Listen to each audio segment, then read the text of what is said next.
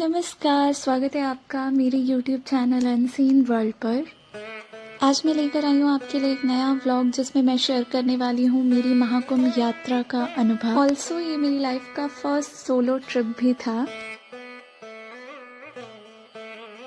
144 वर्षों बाद आए इस महाकुंभ में हर भारतीय, हर सनातन धर्मी शामिल होना चाहता है और मैं भी इसी आशा से इंदौर से प्रयागराज जा रही हूँ। तो बेसिकली ये मेरा 2 दिन का ट्रिप था और आज मैं आपके साथ सिर्फ फर्स्ट डे का एक्सपीरियंस शेयर कर रही हूँ। तो आइए अब यात्रा शुरू करते हैं। शाम के 6 बजे मैं बैठ चुकी हूँ बस में इंदौर से प्रयागराज के लिए। ये राजरतन ट्रेवल्स की बस थी जिसका फेयर था 3000 रुपीज़ और ये काफ़ी कंफर्टेबल थी और इसने 16 घंटे लिए थे मात्र पहुंचाने के लिए। सुबह सुबह मेरी बस पहुंचती है धनुहा पार्किंग जो कि है प्रयागराज में।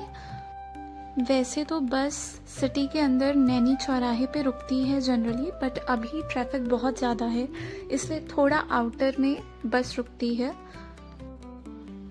और बस से उतरते ही हमें मिलता है बहुत लंबा ट्रैफिक जैम और यहाँ पे कोई भी ऑटो वाला कहीं भी जाने को तैयार ही नहीं है, कितने भी पैसे देने पे भी, क्योंकि गाड़ी मूव ही नहीं कर पा रही है शहर में।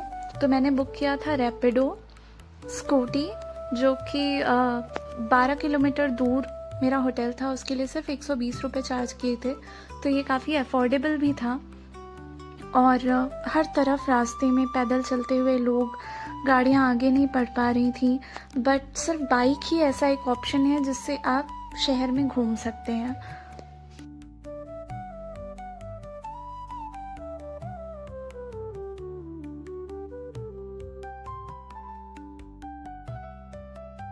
और यहाँ मैं पहुँच चुकी हूँ अपने होटल पे। ये इकलौता होटल था जो मुझे रीज़नेबल प्राइस पे मिला था। 3000 रुपीज़ में मुझे एक डबल बेडरूम मिला था होटल श्री में।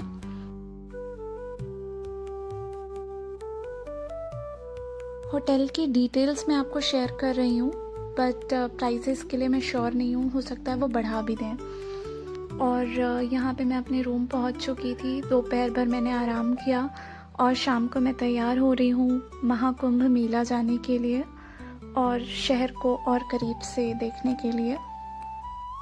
यहाँ पे मैं छोटा सा रूम टूर भी करा देती हूँ आपको, ताकि आपको बहुत ज़्यादा हाई एक्सपेक्टेशंस ना रहें।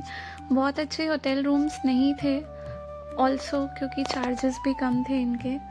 और 4th फ्लोर में मेरा ये रूम था, तो सीढ़ी चढ़ना पड़ेगा आपको बहुत ज़्यादा। यहाँ पे कोई लिफ्ट नहीं है, बट फिर भी कंफर्टेबल था ये रूम और मेरे लिए परफेक्ट था। और मैं तैयार हो चुकी हूँ और अब मैं निकलने वाली हूँ महाकुंभ मेला के लिए। तो चलिए देखते हैं। ये छोटा सा वॉशरूम था वहाँ पे जो इनफ था मेरे लिए। अब मैं निकल चुकी हूँ होटल से महाकुंभ मेले के लिए।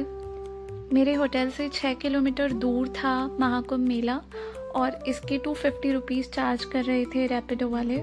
ऑफ कोर्स जो ज़्यादा अट्रैक्टिव लोकेशंस थे उसके प्राइसेस ज़्यादा थे, बट मैंने इन्हीं भैया से बात करके उन्हें 2 दिन के लिए बुक कर लिया था 1500 रुपीज़ में, जिसमें ये मुझे महाकुंभ मेला, संगम स्नान और भी आसपास के कई दर्शनीय स्थल दिखाने वाले थे। तो बेसिकली मुझे एक बाइक विद ड्राइवर 1500 रुपीज़ की पड़ी, जो कि मेरे हिसाब से काफ़ी अफोर्डेबल थी। यहाँ पे हम पहुँच चुके थे महाकुंभ मेला के पास, बट क्योंकि अभी शाम का टाइम था, बहुत ज़्यादा ट्रैफिक थी और गाड़ियों की एंट्री बंद थी, तो हम जा रहे हैं अभी नवप्रयाग, जो कि एक नया दर्शनीय स्थल बना है प्रयागराज में। और फिलहाल हम क्रॉस करने वाले हैं यहाँ का iconic Naini bridge. Try coloured light से इस ब्रिज को बहुत ही सुंदर सजाया हुआ था और ये और भी ज़्यादा आइकॉनिक लग रहा था इस शहर में। पूरे शहर में आप कहीं से भी देख सकते हैं कि वो नैनी ब्रिज है। सोलो ट्रैवलिंग का जो एक सबसे बड़ा लॉस है वो ये है कि कोई भी आपकी फ़ोटोज़ खींचने के लिए नहीं होता है। सो मैं लगातार अपने फ्रंट कैमरे से अपनी भी वीडियोज़ ले रही थी। और यहाँ मैं थोड़ी देर नैनी ब्रिज पे उतर के इस दृश्य का आनंद लेने के लिए रुकी हुई हूँ और इतना खूबसूरत नज़ारा है यहाँ से, हर तरफ बस लाइट्स ही लाइट्स और इतना उत्सव का माहौल है पूरे शहर में। इस एरिया में भी हमें बहुत सारे पैदल यात्री दिख रहे हैं जो अपना बहुत सारा सामान उठा के लगातार चल रहे हैं, क्योंकि बहुत सारी गाड़ियों को अलाउड नहीं है एंट्री और गाड़ियां फंस जा रही हैं, इसलिए लोग पैदल ही चल रहे हैं। और अब हम आ चुके हैं नवप्रयाग के रास्ते में और मैं बहुत एक्साइटेड हूँ वहाँ देखने के लिए।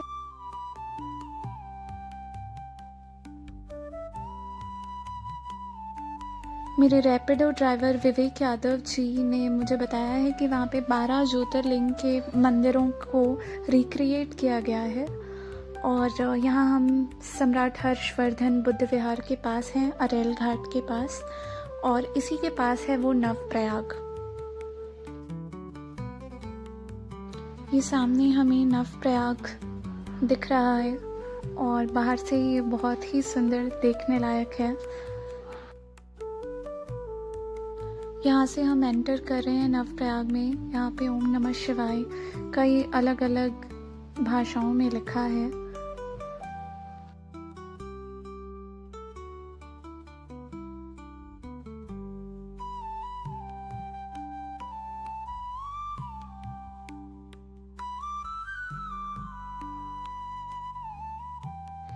यहाँ आते ही सबसे पहले हमें दिखता है ये समुद्र मंथन का दृश्य और समुद्र मंथन देख के ही मुझे याद आता है कि कुंभ का इतिहास भी समुद्र मंथन से ही जुड़ा है।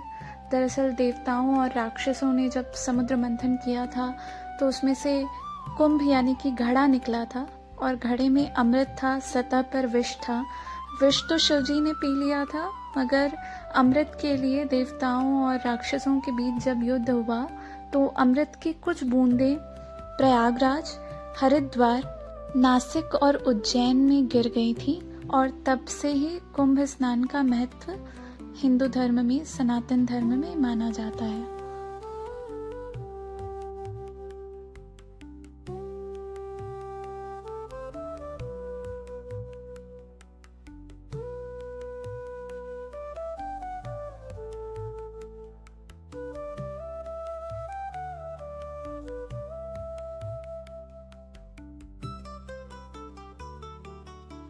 अंदर आते ही सबसे पहले श्री केदारनाथ मंदिर के दर्शन होते हैं मुझे, जो कि काफ़ी सुंदर और काफ़ी रियलिस्टिक बनाया गया है। हर मंदिर के पास एक छोटा सा बोर्ड था जिसमें उस मंदिर के इतिहास के बारे में कुछ जानकारियाँ थी, जो कि मुझे काफ़ी थॉटफुल लगा। और अगर आपके पास समय है तो बहुत अच्छी जगह है ये घूमने के लिए।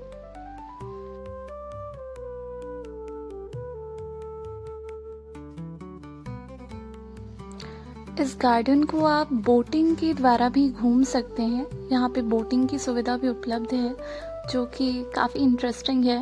मेरे पास टाइम नहीं था, वरना मैं ज़रूर ट्राई करती।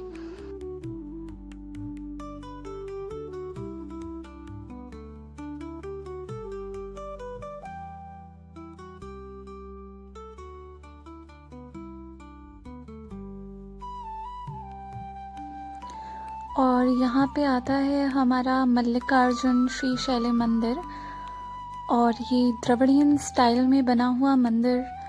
इतनी सुंदर नक्काशी की गई हुई थी इसमें, लोहे से बना था ये और बहुत ही सुंदर लग रहा था।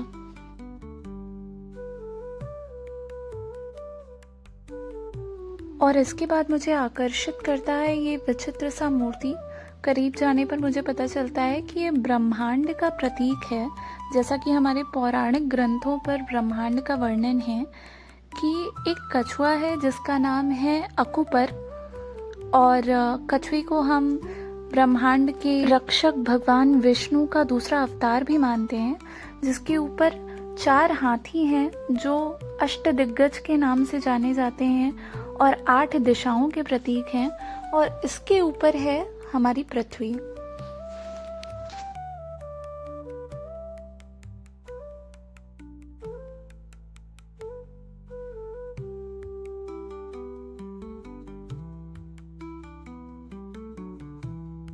नवप्रयाग से निकलकर हम आ जाते हैं महाकुंभ टेंट सिटी एरिया, और ये एक बहुत बड़े एरिया लगभग 4000 हेक्टेयर में बना है और इसमें 1.5 लाख से ज़्यादा टेंट सिटी निर्मित किए गए हैं।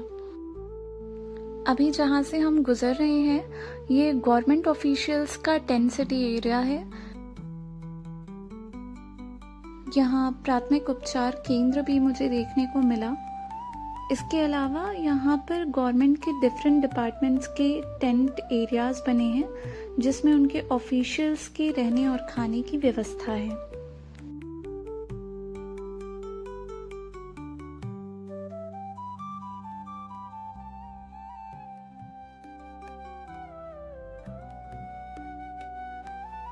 यहाँ मुझे सड़क परिवहन एवं राजमार्ग मंत्रालय, हिमाचल प्रदेश मंडपम, पंजाब नेशनल बैंक, भारतीय विमानपत्तन प्राधिकरण प्रयागराज हवाई अड्डा, प्रयागराज डेवलपमेंट अथॉरिटी, भारतीय डाकघर जैसे कई विभागों की टेंट सिटी देखने को मिले। अब मैं आ चुकी हूँ संगम क्षेत्र में। यहीं पर त्रिवेणी संगम है। संगम क्षेत्र के थोड़ा आगे ही अरेल घाट है। यह नवनिर्मित घाट है और यहाँ पर गंगा और यमुना दोनों ही नदियों का पानी आता है।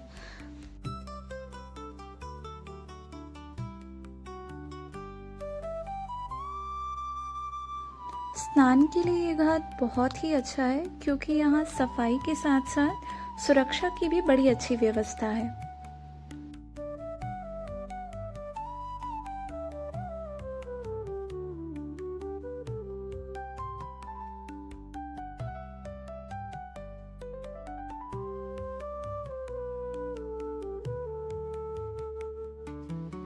गंगा मैया के पास मैं शूज़ उतार कर उन्हें प्रणाम करने चली गई थी और बहुत ही अच्छा माहौल था। अभी भी लोग नहा रहे थे और जयकारे लगा रहे थे।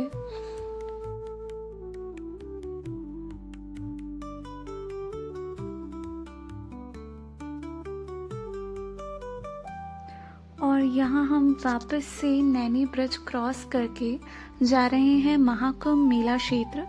अब भीड़ और भी कम हो चुकी है।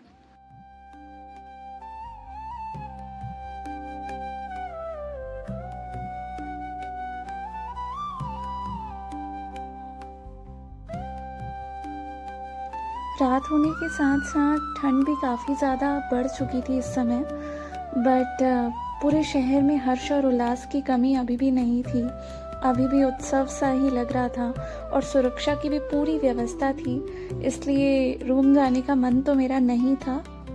बट फिर भी हमने बाहर से ही जल्दी जल्दी मेला कवर किया। बाइक से ही हमने इसका टूर किया।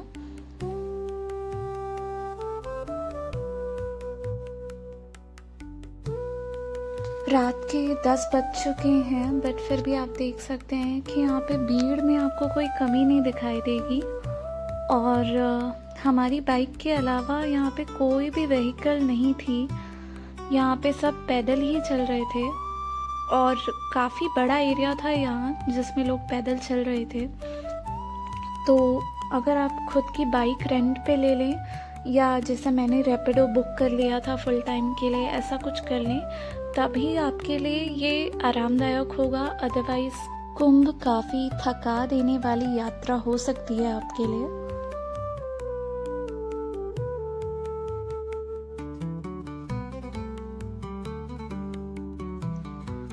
यहाँ पर हम क्रॉस करने वाले हैं संगम को, जो कि अभी एक टेम्पररी पुल बनाया गया है इस पार से उस पार को जोड़ने के लिए।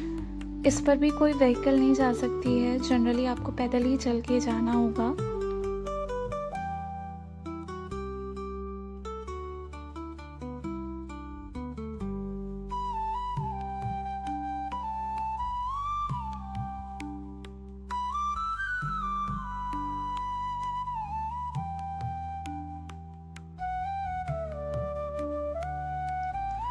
और अब हम क्रॉस कर रहे हैं नागा साधुओं के अखाड़ों को, और यहाँ पर मुझे कई साधु संत देखने को मिले।